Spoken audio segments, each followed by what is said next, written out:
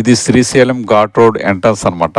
ఇది నైటు 9 తర్వాత మనకి గేట్ ఆల్రెడీ బంద్ చేస్తారు. ఉదయం మనకి 5:30, 6 ఆ టైంలో మళ్ళీ ఓపెన్ అవుతుంది అనుకుంటా. నైట్ అయితే 9 గంటలకు ఖచ్చితంగా బంద్ చేస్తూ ఉంటారు. ఆ లోపే మనం గుడికి వెళ్ళటానికి కానీ లేకపోతే రిటర్న్ రావడానికి కానీ రావాల్సి ఉంటుంది అనమాట. ఆ తర్వాత మళ్ళీ మనకి రావడానికి అవకాశం ఉండదన్నమాట. ఇది మొత్తం ఘాట్ రోడ్డు, చాలా చిన్న రోడ్డు ఉంటుంది అనమాట. ఇది మనకి శ్రీశైలం ఎంట్రన్స్ అనమాట. ఇది ఎంట్రన్స్ కూడా చాలా బాగుంటుంది. ముందు శివుడు, తర్వాత శివుడు ఎదురుగా నంది, పార్కు, తర్వాత పార్వతి, శంకరుడు, ఇట్లా రకరకాలుగా మనకి అక్కడ గార్డెన్స్, పూల మొక్కలు అయితే మనకి ఫస్ట్ ఇక్కడ మనకు కనిపిస్తూ ఉంటాయి అనమాట. ఫస్ట్ ఎంట్రన్స్లో మాత్రం ఆ గార్డెన్స్ చాలా బాగుంటుంది అనమాట. అది ఎంట్రన్స్ అనమాట. అక్కడ మనకు కమాన్ కనపడేది ఎంట్రన్స్ అనమాట.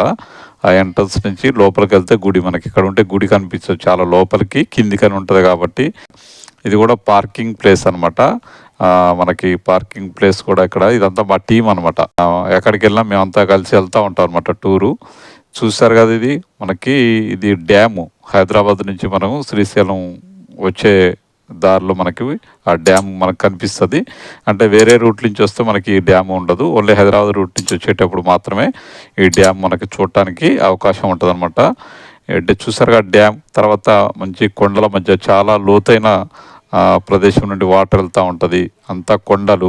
అంటే ఇక్కడ ఎక్కువ ఎంజాయ్ చేస్తానికి వస్తూ ఉంటారు అన్నమాట. హాలిడేస్లో ఎక్కువ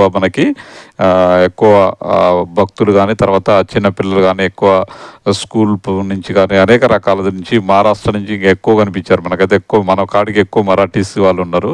ఎందుకంటే వాళ్ళు ఇక్కడ దక్షిణ కాశీగా వాళ్ళు దీన్ని చూస్తూ ఉంటారు అన్నమాట. ఈ టెంపుల్ని. అంత ఫేమస్ టెంపుల్ అన్నమాట. ఎప్పుడో పురాతనమైన టెంపుల్, 3వ శతాబ్దం 4వ శతాబ్దం టెంపుల్ కాబట్టి కర్ణాటక వాళ్ళకి ఎక్కువ ఇది దక్షిణ కాశీ వాళ్ళు పిలుచుకుంటారు దీన్ని. అందుకని ఎక్కువ మనకి మరాఠీ వాళ్ళు ఎక్కువ మనకి ఇక్కడ కనిపిస్తూ ఉంటారు అనమాట.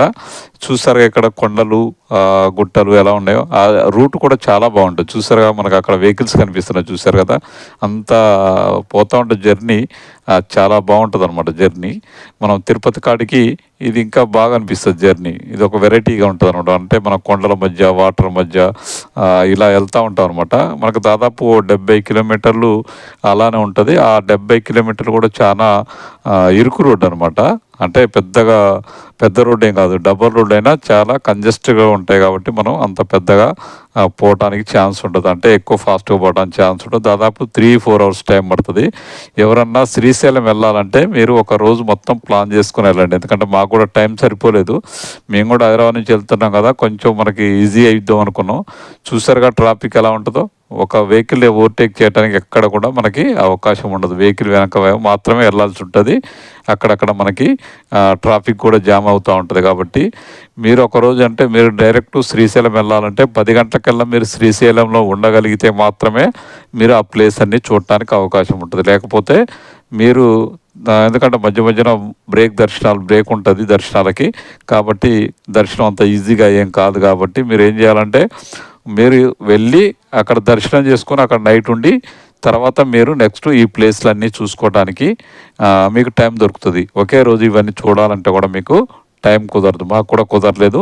మేము వెళ్ళి దర్శనం చేసుకుని బయటకు వచ్చేసరికి మాకు నైట్ అయిపోయింది. మళ్ళీ రోడ్డు బంద్ అవుతుంది 9 తర్వాతనే మేము మళ్ళీ రిటర్న్ కావాల్సి వచ్చిందనమాట. అంటే దాదాపుగా మనకి చాలా టైం జర్నీ తీసుకుంటుంది. ఆ ఘాట్ రోడ్లలో జర్నీ మనకి చాలా టైం తీసుకుంది.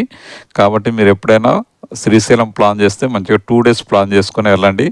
మంచి ప్లేసెస్ అయితే మనకి అక్కడ కనిపిస్తాయి. చూసారుగా అంత అందంగా ఉంటాయో ప్లేసెస్, ఆ రూటు. తర్వాత పిల్లలకైతే మంచి ఎంజాయ్ చేస్తూ ఉంటారు. ఆ డ్యాము తర్వాత ఇంకా వర్షాకాలం ఆ డ్యామ్ వదిలినప్పుడు అయితే ఇంకా బాగుంటుంది అనమాట. మీరు అలా ప్లాన్ చేసుకొని వెళ్ళే ప్రయత్నం చేయండి అనమాట. ఒక రోజులో మనం వెళ్ళి రావాలంటే కొద్దిగా కష్టమైన పని అనమాట.